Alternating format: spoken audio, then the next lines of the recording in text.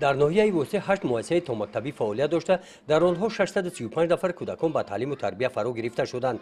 از 26 نفر مربی 13 نفر با معلومات عالی فعالیت نموده 7 نفر دارای تحصیلات عالی ناپور میباشند. بخشیده بر روز بین المللی محافظت حقوق کودکان با اشتراک تربیت گیرندگان مؤسسه‌های تحصیلات تا مکتبی در ناحیه وسه همایش ایدانه برگزار کرده شد.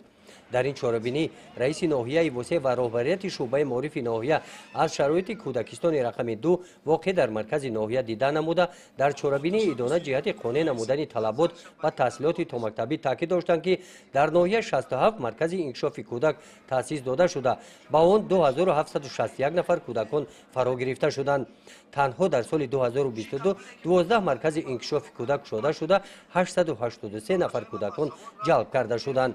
در سال 2022 تربیت گیرندگان مؤسسه‌های تحصیلات تا مکتبی با 635 رخت خواب تامین کرده شدند.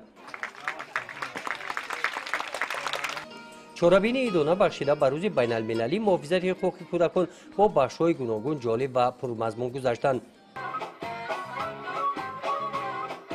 بخشیده بر روز بین المللی محافظت حقوق کودکان در این روز در مکتب اینترنت خوانندگان بالایقت دهه کدوچی همایش ادانه برگزار کرده شد. در این چهاربینی نمایندگان بخش ثبت اسناد دولتی حالت شهروندی وزارت عدلیه تاجیکستان در ناحیه وسه کودکان را به این مناسبت تبریک نموده با مکتب اینترنت کودکان بالایقت دهه کدوچی 2 عدد کامپیوتر و 2 عدد پرینتر تحفه کردند.